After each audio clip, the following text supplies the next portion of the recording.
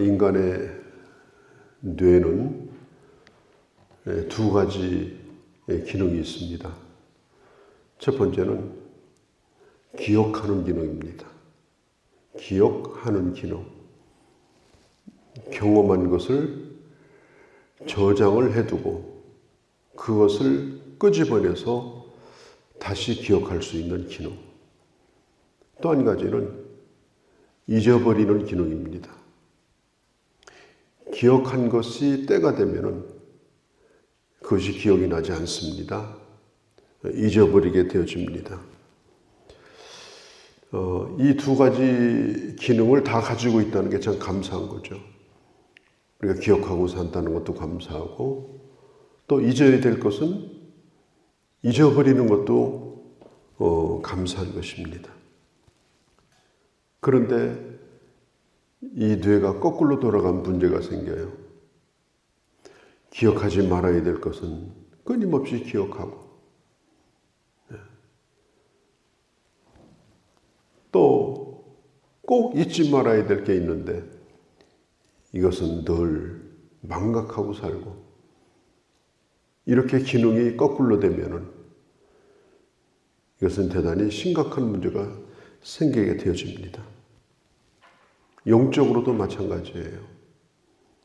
이게 잘못되면은 하나님과의 관계가 문제가 생깁니다. 그리스도인으로서 우리가 늘 생각하고 살아야 될 게 있어요. 이것은 잊으면 안 됩니다. 그래서 신명기에도 기억하라, 기억하라. 반복해서 하는 얘기가 그거예요. 기억하라. 하나님의 은혜를 기억하라. 어려웠을 때를 기억하라. 네가 오늘 어떻게 해서 여기 오게 됐는지 너의 너됨을 기억하라. 과거에 네가 누구였으며 오늘 어떤 은혜로 살게 되는지 기억하라. 그리고 잊어버릴 것은 잊어버려라. 우리가 잊어버릴 것 가운데 우리의 실패, 죄책감, 내가 잘했든지 못했든지 그런 것들은 다 잃어버리고 늘 새로운 마음으로 시작하는 그런 용기, 하나님의 용서를 믿고 또 새롭게 하시는 하나님의 은혜를 믿고 늘 새롭게 시작하는 마음. 이것은 아주 매우 중요한 것입니다. 그러니까 이스라엘 백성들에게 중요한 절기가 몇 가지가 있지 않습니까? 그 모든 절기들은 전부 동일합니다. 정신이 뭐냐면 기억하는 것입니다. 기억하여 기념하는 것입니다. 왜냐하면 우리가 사는 게 너무나 바쁘면 이렇게 잊어버립니다. 살기에 바쁘니까 뭘 기념한다, 기억한다는 것 자체가 이게 사치가 될 정도로 바빠요. 그러니까 이걸 망각하고 잊어버리고 또 어떤 때는 옛날하고 지금이 많이 달라졌어요. 윤택해지고 편리해지고 뭔가 조금씩 쌓여지고 또 사람들이 나를 좀 인정도 해주고 이렇게 하게 되면은 이게 어느덧 이게 잊어버리게 되어져요. 어려울 때도 잊어버리고 내가 힘들었던 시절도 잊어버리고 과거에 내가 누구였던가도 잊어버리고 이렇게 잊어버리게 되어집니다. 그래서 주님께서 이 절기를 정해서 그 절기를 지키면서 지나온 하나님의 은혜를 기억하게 하는 거예요. 이스라엘 백성들은 이제 매년마다 이제 새해를 시작하면 우리말로 말하면 달력을 받으면 유대인 달력으로 1월 14일 날부터 절기가 시작이 됩니다. 1월 14일이 뭐가 시작되느냐? 6월절이 시작이 돼요. 6월절. 그래서 유대인들은 이 달력을 펼치면 제일 먼저 무엇부터 하는가 하면 절기부터 기록해 놓습니다. 절기. 여러분은 어떻습니까? 우리는 달력을 받으면 무엇부터 기억해요? 내 생일이 언젠가, 내 아내 생일이 언젠가, 내 가족들의 기념일들, 또 올해 내가 해야 될 중요한 예정된 일들, 뭐 이런 것들을 주로 기록을 해놓지 않습니까? 근데 유대인들은 아니에요. 절기를 먼저 기억합니다. 절기를. 그 절기는 보통 일주일씩 지내는데 평균 일주일입니다. 안식일부터 시작해가지고 그 절기 때 모든 일정을 다 정리하고 그 절기를 지키도록 그렇게 계획을, 1년 계획을 시작부터 그렇게 짜는 거예요. 자, 우리나라도 옛날 달력을 보면요. 보름에 한 번씩 절기가 있어요. 보름에 한 번씩. 그러니까 매일마다 12가지 띠가 날짜가 정해져 있고 한 달에 2번씩 절기가 있어요. 그 다음에 그 절기가 2가지 의미를 가지고 있습니다. 농사를 짓는데 도움이 되는 절기예요. 이때는 뭘 심어야 된다. 이때는 뭘 해야 된다. 이런 거고 또 한 가지는 이 귀신 섬기는 것하고 연관이 있어요. 이런 이 음력 달력은. 자, 그러면 우리 예수 믿는 사람은 어떻게 해야 되느냐? 내가 하나님의 은혜를 기억해야 될 날이 뭔가? 자, 이스라엘의 첫 번째 절기가 6월절이에요. 6월절. 그 다음에 77절. 6월절을 지난 다음에 77은 49, 77절. 77절 다음에 바로 50일째 되는 날이 오순절. 그 다음에 초막절. 오늘 이 16장의 말씀은 이 세 개의 절기, 이 세 절기에 대한 말씀이 나와 있습니다. 자, 6월절은 일주일 내내 지냅니다. 일주일 내내. 그 다음에 7일 동안 무교병을 먹습니다. 무교병. 무교병이 뭐냐면 발효되지 아니한 떡이에요. 그러니까 이스트를 넣어야 발효가 되잖아요. 그래야 향도 생기고 식감도 좋아지죠. 그런데 발효하지 않고 이 빵을 구우면은 빵이 아니라 우리 흔히 말하는 개떡이 되는 거예요. 개떡이. 그리고 그것이 이게 건조되면은 딱딱해서 먹기도 힘들어요. 왜 6월절에 그렇게 누룩을 넣지 아니한 이 떡을 먹는가? 여러 가지 의미가 있죠. 이스라엘 백성들이 광야에서 고생을 할 때 얼마나 고생이 심했습니까? 노예살이를 했거든요. 하여간 하루하루 사는 것 자체가 힘들었으니까. 밥 먹을 새도 없이 힘들었어요. 밥 먹을 새도. 나중에는 애도 낳을 수 없는 그 정도로 힘들게 만들어서 유대인들은 애 낳으면 안 된다. 그냥 밥 먹고 잠자고 깨고 일하고 죽도록 일을 시킨 거예요. 또 광야 생활도 광야 생활 하기 전에 바로 6월절 재앙을 통해서 나올 때도 그날 밤에 유대인들은 이제 항상 이 빵을 굽잖아요. 근데 빵을 구워야 되는데 갑자기 나오게 되니까 이스트를 넣어가지고 이걸 발효를 시킬 시간이 없는 거예요. 그래서 그 반죽을 그대로 빵을 만들 수밖에 없었어요. 그게 바로 무교병입니다. 누룩이 없는 떡.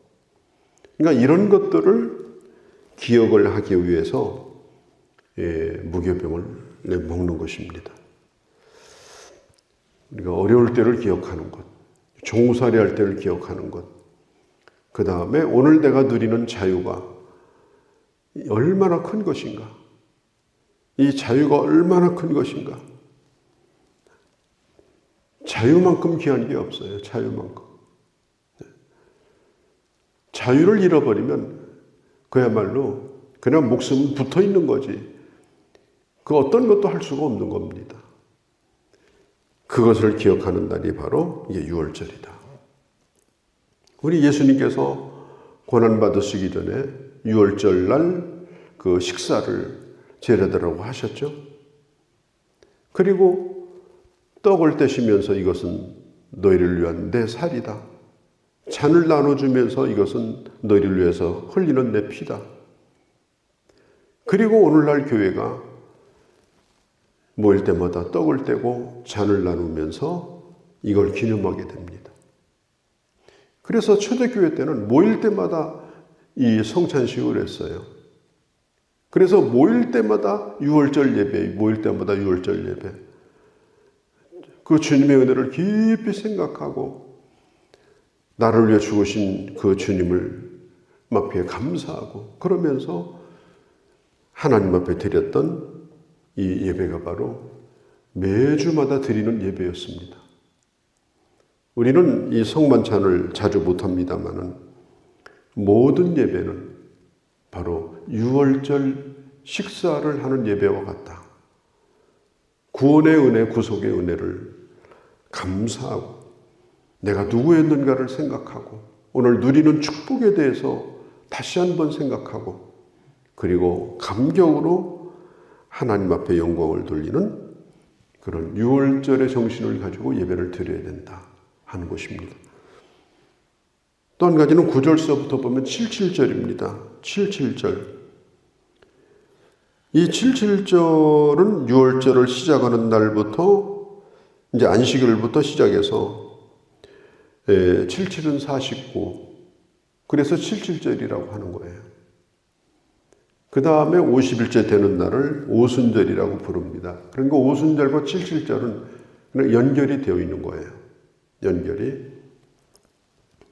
이때는 언제냐면은 보리를 추수하기 시작할 때입니다. 보리의 첫 열매를 거둘 때, 그때가 바로 77절입니다.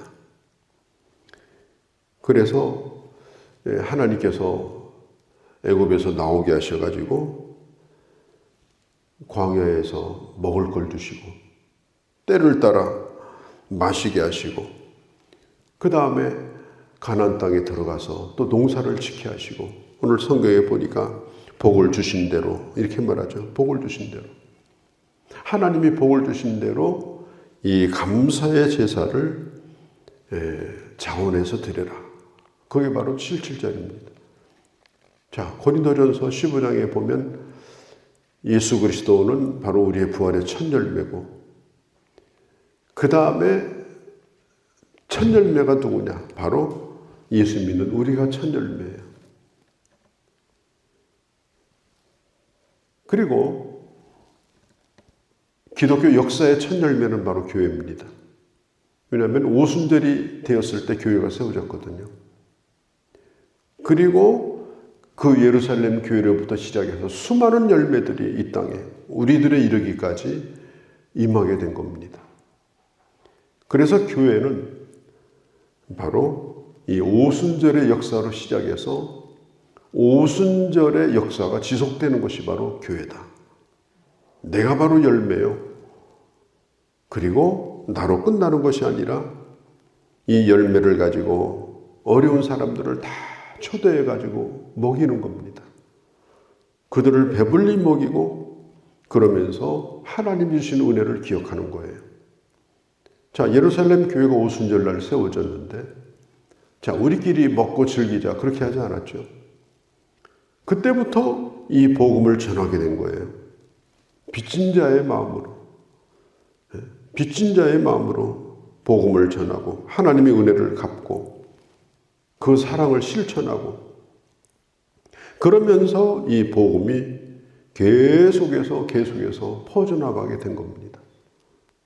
그런 면에서 오늘날 교회도 바로 이 77절과 오순절의 정신으로 바로 교회는 지속적으로 이 사역을 하게 되는 것입니다. 또 초막절입니다. 초막절. 이 초막절은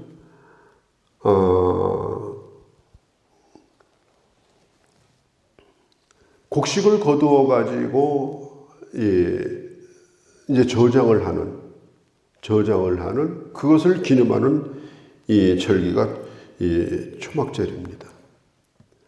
그러니까 이때는 이 초막을 광야에다가 지어가지고 그리고 가족들과 함께 하늘을 쳐다보면서 감사합니다. 가족들에게 하나님의 은혜를 기억시키고 그 다음에 또 이웃들을 초청해서 같이 식사를 나누고 이렇게 하는데 이 초막절의 의미가 있는 것입니다. 이것은 특별히 40년 동안 광야에서 하나님께서 여행 중에 지켜주신 것을 기념하는 거예요.